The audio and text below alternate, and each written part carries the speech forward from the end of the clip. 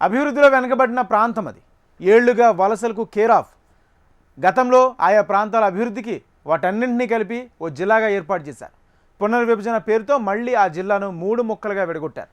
ఇప్పుడు మరికొంత భాగాన్ని వేరు చేసి మరో జిల్లాగా చేస్తున్నారు.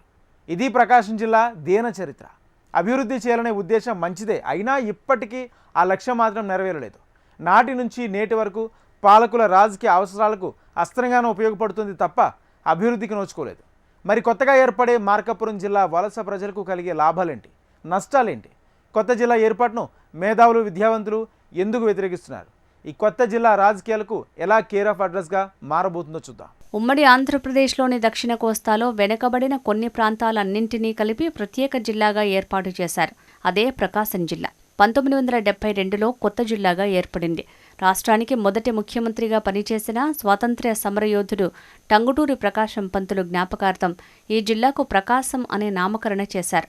గుంటూరు జిల్లా నుంచి అద్దంకి, చీరాల, ఒంగోలు ప్రాంతాలను, నెల్లూరు జిల్లా నుంచి కందుకూరు, కనిగిరి, దర్శి, పొదిలి ప్రాంతాలను, కర్నూలు జిల్లా నుంచి మార్కాపురం, ఎర్రగొండపాలెం, గిద్దలూరు ప్రాంతాలతో కొత్త జిల్లా ఏర్పాటైంది. ప్రత్యేక శ్రద్ధ చూపించి ఈ ప్రాంతాన్ని అభివృద్ధి చేయాలనే ఉద్దేశంతో ఏర్పాటు చేసిన పక్క జిల్లాలతో పోటీపడే విధంగా అభివృద్ధి చేయలేకపోయారు. దీంతో నేటికి ప్రకాశం జిల్లా వలసలు వెనుకబడిన ప్రాంతంగానే మిగిలిపోయింది.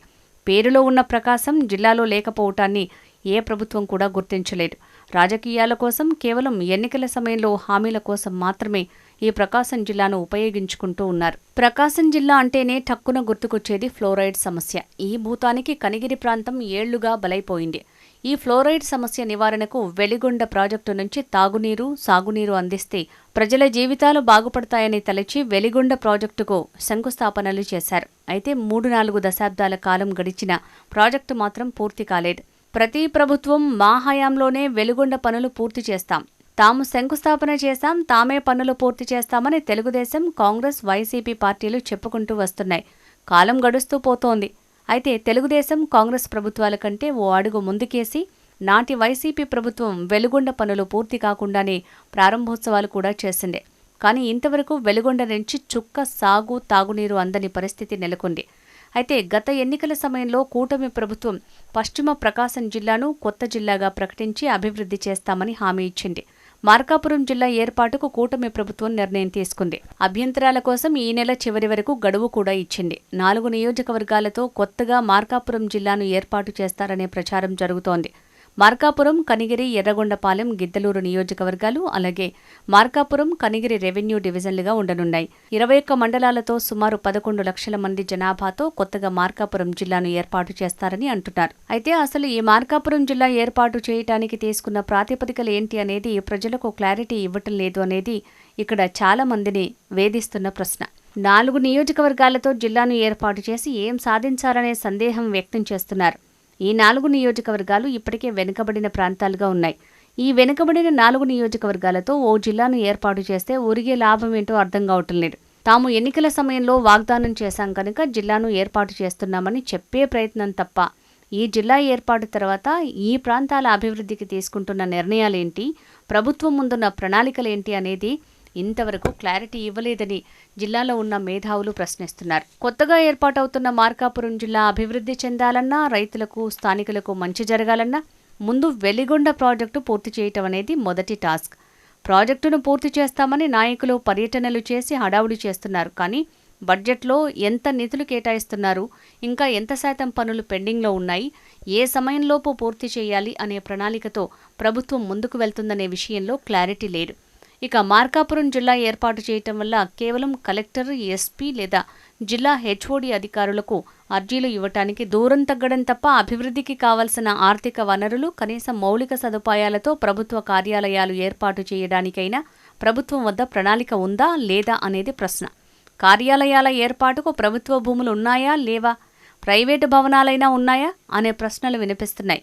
గత వైసీపీ ప్రభుత్వంలో కొత్త జిల్లాలను ఏర్పాటు చేశారు. ఆ కొత్త జిల్లాల్లో కనీస మౌలిక వసతులు లేకుండా కార్యాలయాలను ఏర్పాటు చేశారు. దీనివల్ల ఒరిగిందేంటి? ఇప్పుడు మార్కాపురం ప్రజలకు ఒనగూరేదేంటి అనే సందేహాలు వ్యక్తమవుతున్నాయి. మార్కాపురం జిల్లాపై అభ్యంతరాలుంటే చెప్పండని ప్రకాశం జిల్లా కలెక్టర్ కార్యాలయంలో ఫిర్యాదుల బాక్స్ ఏర్పాటు చేశారు. గతంలో వెనుకబడిన 3 ప్రాంతాలను కలిపి ప్రకాశం జిల్లాగా ఏర్పాటు చేశారు. దాన్ని గత ప్రభుత్వం మళ్లీ 3 ప్రాంతాలుగా విడగొట్టింది. శాస్త్రీయ పద్ధతి లేకుండా ఇప్పుడు వెనుకబడిన ప్రాంతాల్లోకెల్లా అత్యంత వెనుకబడిన ప్రాంతాలను కలిపి మార్కాపురం జిల్లాగా ప్రకటిస్తున్నారు. అసలు ఈ ప్రకాశం జిల్లాను 1970లో ఎందుకు ఏర్పాటు చేశారు అనే విషయం ఎవరికైనా గుర్తుకుందా లేదా అనేది రాజకీయ వర్గాలు ఆలోచించాల్సిన ప్రశ్న.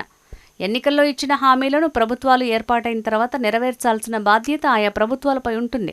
నెరవేర్చాలి కూడా. కానీ రాబో తరాలకు మంచి జరిగే విధంగా ఆ ఎన్నికల హామీలను నెరవేర్చాలి అనేది ఇక్కడ ప్రశ్న.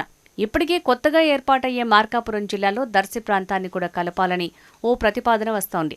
ప్రజలు కూడా డిమాండ్ చేస్తున్నారు. దర్శి నియోజకవర్గంలోని దొనకొండ, కురిచేడు మండలాల్లో ప్రభుత్వ భూములు సుమారు 55,000 ఎకరాలున్నాయని అంటున్నారు. అంతేకాకుండా బ్రిటిష్ కాలం నాటి రోజుల్లో ఏర్పాటు చేసిన ఎయిర్పోర్ట్ దొనకొండలో ఉంది. దొనకొండలో ఉన్న ఎయిర్పోర్టుని ఉపయోగంలోకి తెచ్చుకుంటే రాబో రోజుల్లో కొత్తగా ఏర్పాటయ్యే మార్కాపురం జిల్లాకు ఉపయోగకరంగా ఉంటుందని, అంతేకాకుండా సాగు, తాగునీటి కోసం వెలిగొండ ప్రాజెక్టు, వాణిజ్య కార్యకలాపాల కోసం ఇప్పటికే ఉన్న దొనకొండ ఎయిర్పోర్టుని ఉపయోగించుకోవచ్చు అంటున్నారు. మార్కాపురం జిల్లాను శాస్త్రీయ పద్ధతిలో ఏర్పాటు చేయాలని మేధావులు ప్రజలకు వివరిస్తున్నారు. సంతకాల సేకరణ కూడా చేస్తున్నారు. మరి కొత్త జిల్లా ఏర్పాటులో స్థానికుల అభిప్రాయాలను తీసుకుని ప్రభుత్వం ముందుకు వెళ్తుందా?